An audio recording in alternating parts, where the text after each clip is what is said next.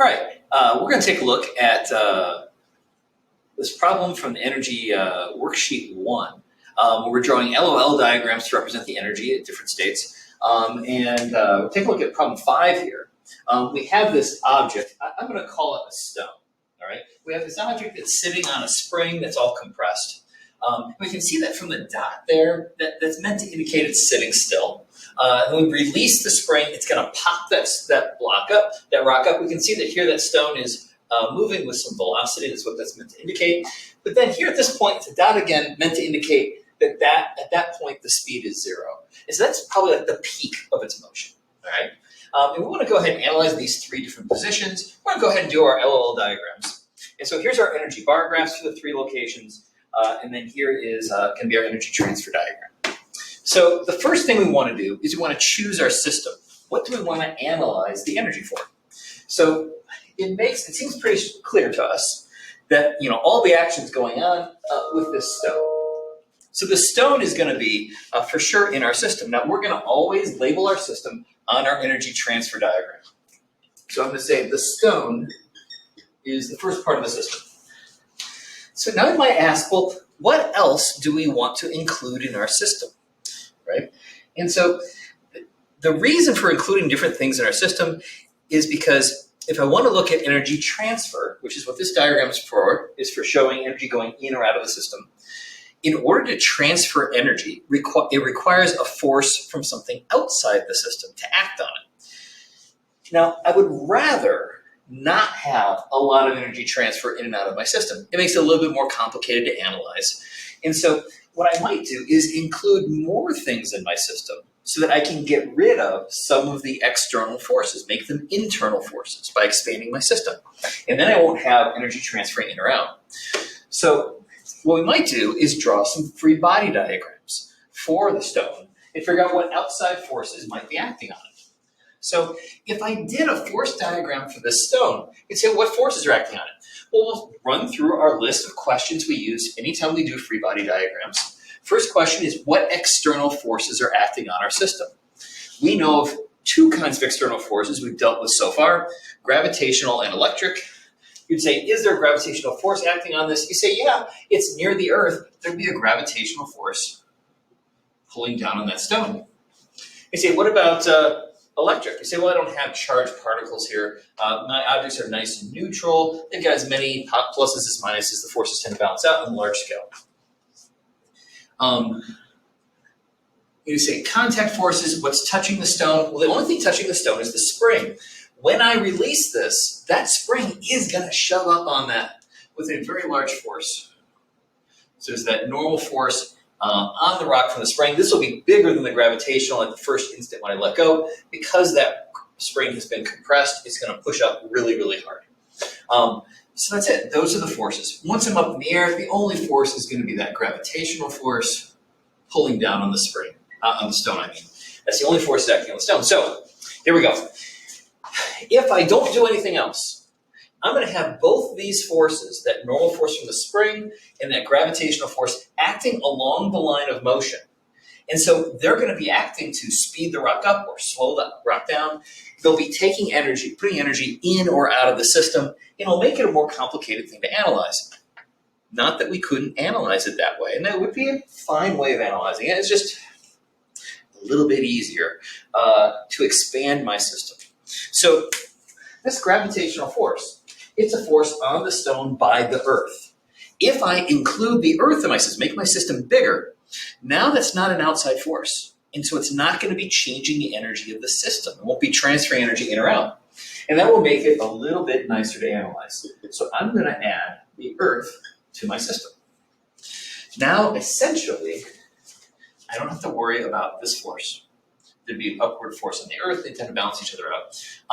Now let's talk about this normal force. This is a force on the stone by the spring, this normal force. And so if I expand my system to include the spring, now it's not a force from outside the system. So it won't be changing the energy of the system at all because the spring is part of it. And now I've gone and made sure that all my forces are internal to the system because they're between the stone and the Earth, the gravitational, and between the stone and the spring, that normal force from the spring. And so I don't have an outside force, so I don't have to worry about energy being transferred. So that is it. That's my energy transfer diagram. If I had outside forces, I'd have arrows going in or out of the system, perhaps, of energy being transferred into the system or taken out. But I've simplified it by expanding my system. All right.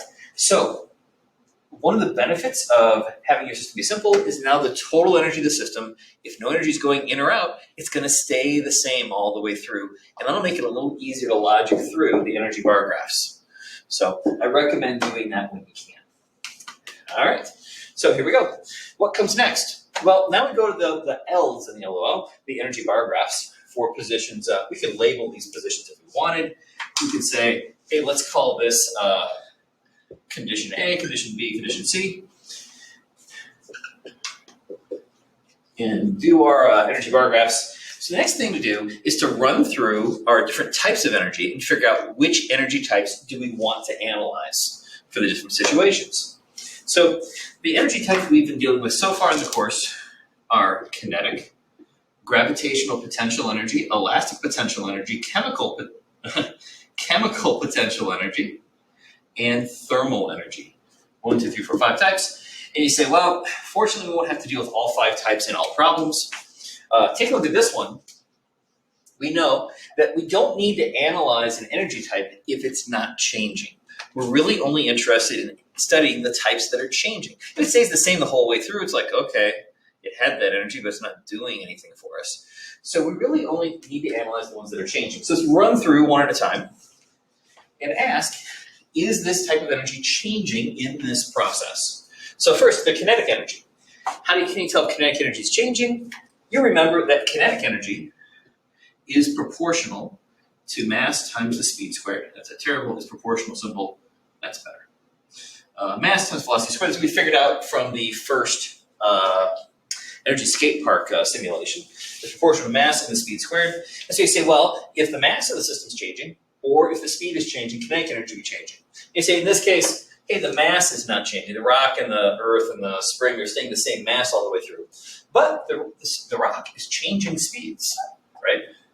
And so kinetic energy will be changing. So that's something we definitely want to analyze in all 3 cases. Next, we go to gravitational potential energy.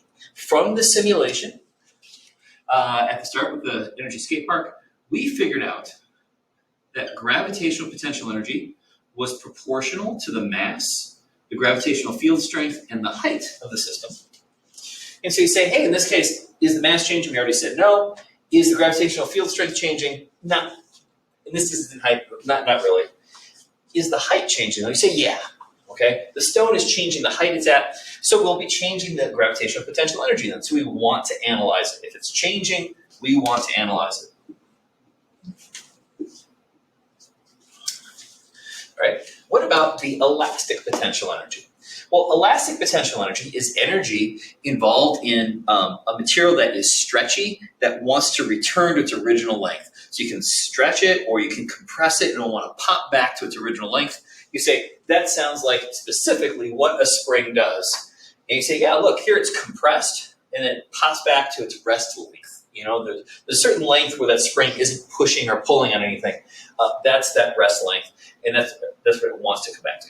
So you say, so yes, we are changing the length of that spring. Now, how can I tell that what do we know about elastic potential energy?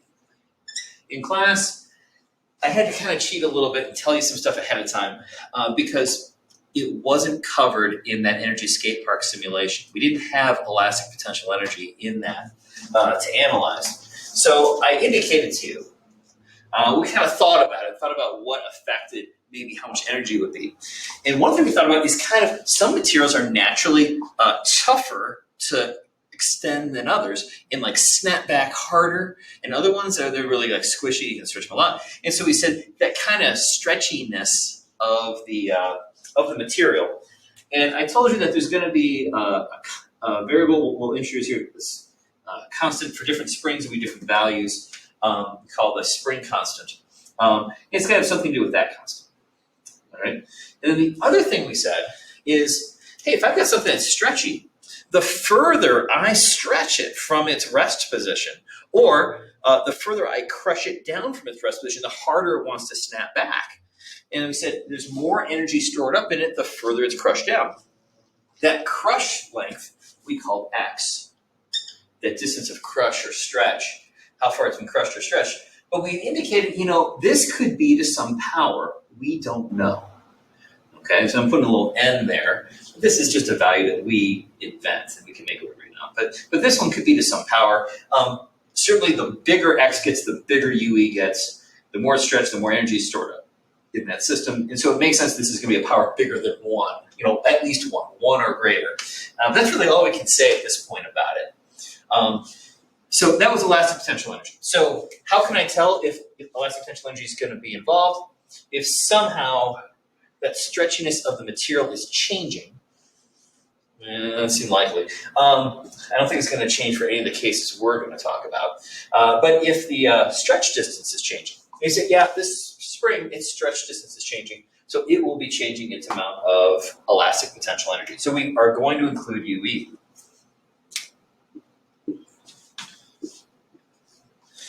You're like, oh my gosh, it's like we're including everything.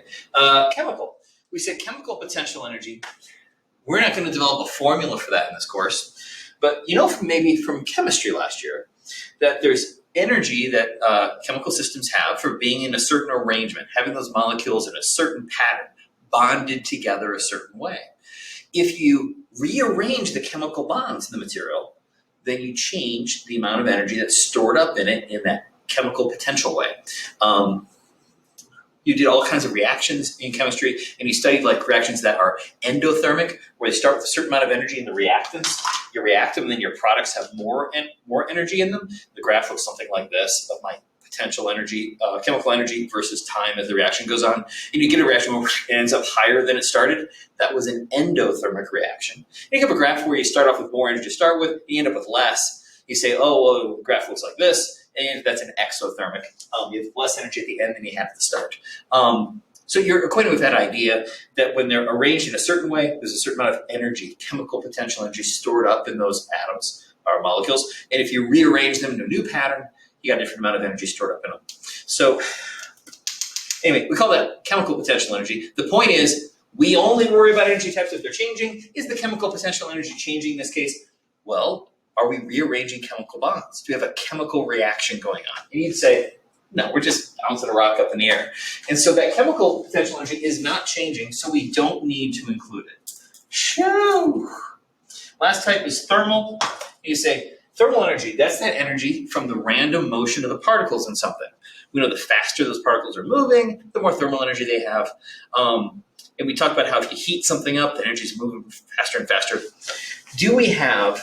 And you said, what does it take to change the thermal energy? From the simulation, we found that thermal energy changed through collisions or through friction. Okay, then that would cause the thermal energy that wiggles and jiggles of the particles to increase.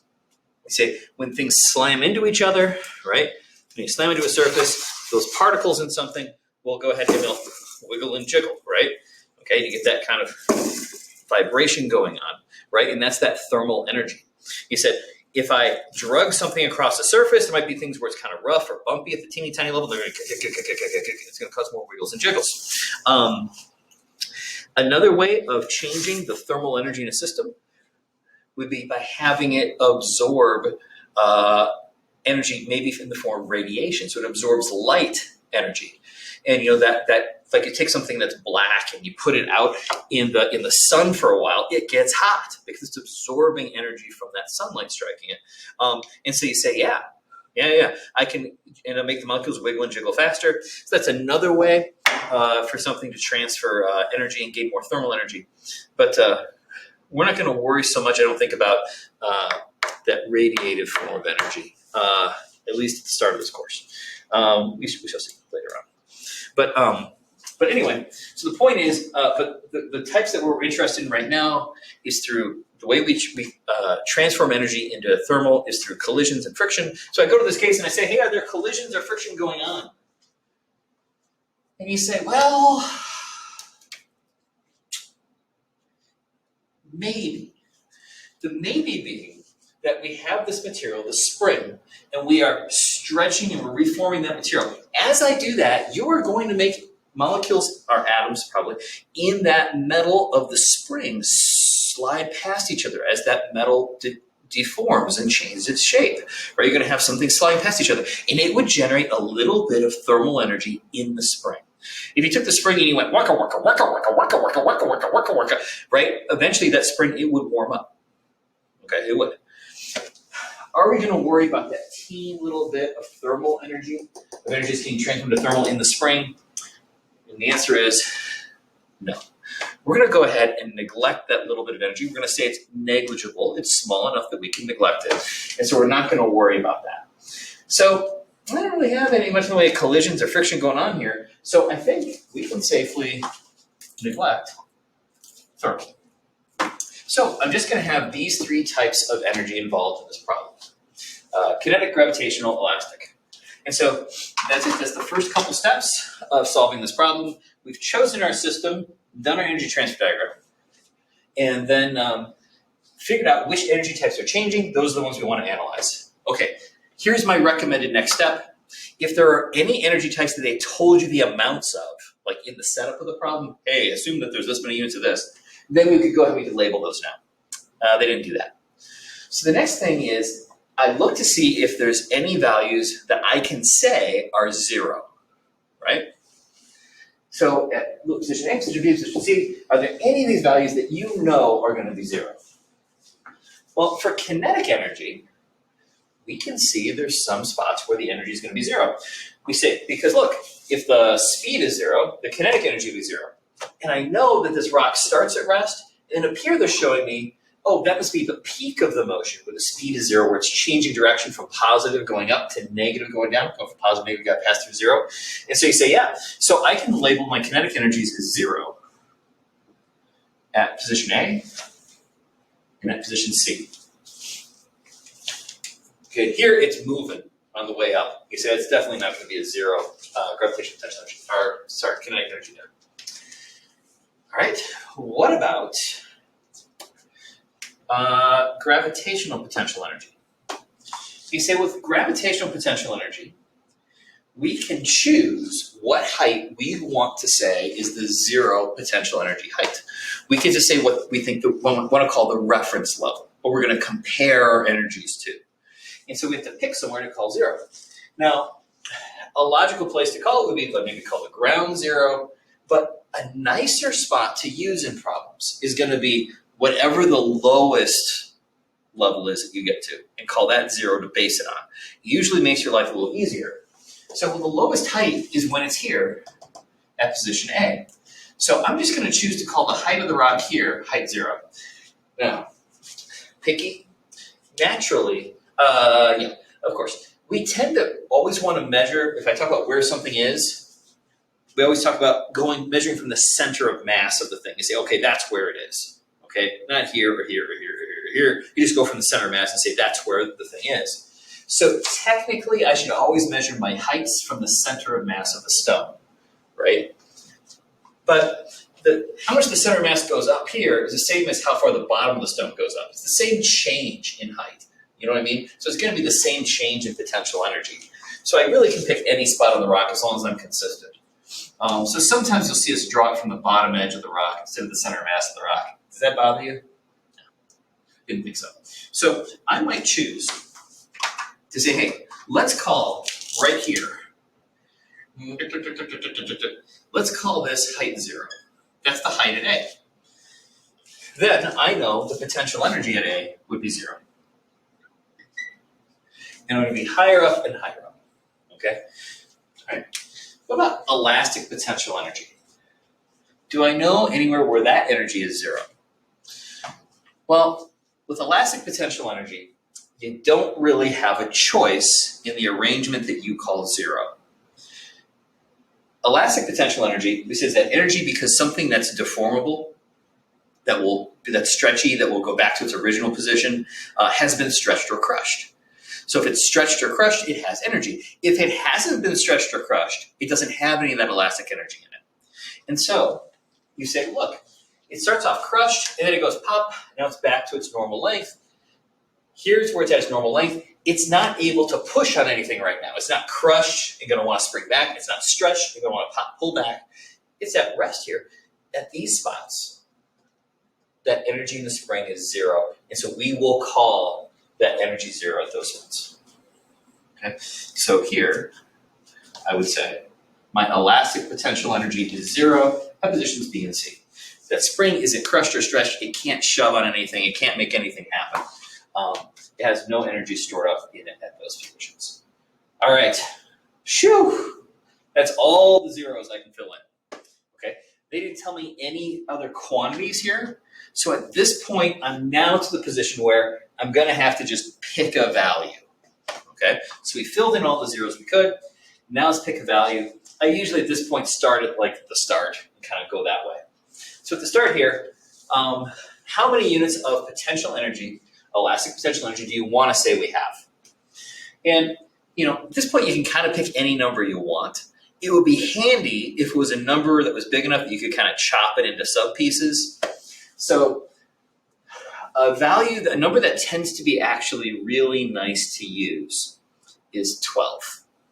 Why do I like 12? Because 12 is divisible evenly by a bunch of different values. You can divide 12 by 6 and 2 and 3 and 4. You're like, gosh, that gives me a lot of variety. I can split things into thirds. I can split 12 into fourths. I can split into halves. That's handy. So I might choose to call the total energy at the start. Let's just call that energy that's stored up in the spring at the start. Let's say that that was 12. Right? So if I had 12 units of energy there, you'll notice now I have all the energy types labeled for position A. What's the total energy of the system? It's 12. Because I don't have any energy being transferred in or out because of the clever choice of system, I know the total energy still has to be 12 all the way through the problem. Okay? And that makes it a little easier to work with. Or to not do any work with. Anyway, because work's the energy transfer, there's no energy transfer. But anyway, right. So picking up here, K and UG, you say, okay, now when I get to here, I've got some energy that's kinetic because we are moving along, and I've got some energy in gravitational potential because I'm at a height greater than height 0. And so you say, I need these to add up to be 12, to be the total energy of the system. It's got to still be 12. But I think it might be a little easier to peek ahead to see. We don't have to go in sequence if it's a little easier to go somewhere else. At position C, look, we got 0 kinetic, 0 elastic. What must be the gravitational potential there? Like, that's got to be 12. The total energy is 12. So I can just go ahead and fill that in. Just trying to peek over to see how high to make my bar. All right, there we go. So here, I know these two have to add to 12. Do I have a good feel for how big to make the kinetic energy bar or how big to make the UG bar here? And you say, hey, UG is going to be a lot easier to label because we know that gravitational potential energy is directly proportional to the height. So if I double the height, I double the UG. If I triple the height, triple the UG. If I have half the height, I have half the UG. A third of the height, a third of the UG. And so you say, so that's easy to estimate on a diagram. The height changes and make it easier to estimate the UG changes. So take a look at my picture here. If I look at my height, oh, it's going from the bottom edge, right? Yeah. Right? And you say, okay, what are you? No, do my scores on a line? I don't know. You say, hey, if this is the full 12 units of potential energy, when we get to C, from here, the height above here, right? That's 12. How much of the height do you think this is? What fraction of 12? What do you think? Now, on my sketch here, I think that's like 3/4 the height. And so I might say then, if I've got 3/4 of that maximum height when I'm here, then I'll have 3/4 of the maximum potential energy. And so 3/4 of 12, you're like, that would be, let's say I pick the number that's easily divisible by 4, so that's handy. You say that would be 9. And so at that point, I've got 9 units of gravitational potential energy. If I've got 9 units of gravitational potential, the total energy is 12, the kinetic must be 3. And that's the LOL diagrams. Okay, so okay, so that's that problem done. got all my energies filled in. I'm all set. I got my energy transfer diagram done. We're good. Could we do this problem another way? You say, sure. Maybe we change our system. Maybe we don't include the spring in our system. If I don't include the spring in my system, then now I have this outside force, that force from the spring shoving on the stone. The spring is not part of my system. Then I cannot have elastic potential energy. My UV stuff goes away. But I still will be at that height and have that gravitational and that kinetic, right? So what's happening now? Here my total energy was 0. Now my total energy is 12. And now my total energy is 12. Hey, something happened between here and here. Somehow I gained 12 units of energy. Where'd that energy come from? It came from that external force of the spring shoving on the stone. And so, if I had my energy transfer diagram, I would have to show arrow going in, that's energy going into the system. That's what we call positive work. And you say, this is the work done by the spring. And we know that was 12 units of energy going in. And that's what my energy transfer diagram would look like. All right? Okay. Now, I'm drawing this diagram for looking overall at what's happening over this whole situation from the very start to the very end.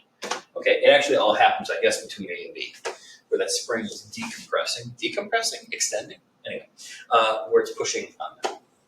But that's what it looked like if I made my system stone and earth. What if I did it another way? What if this time I didn't include the earth in my system?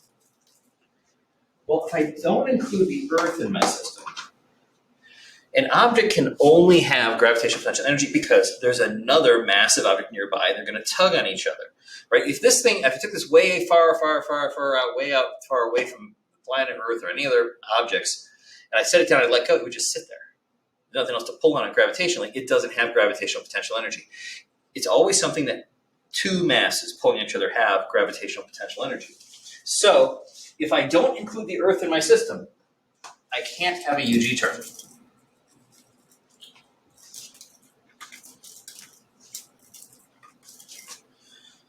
So this is what my bar graphs look like now.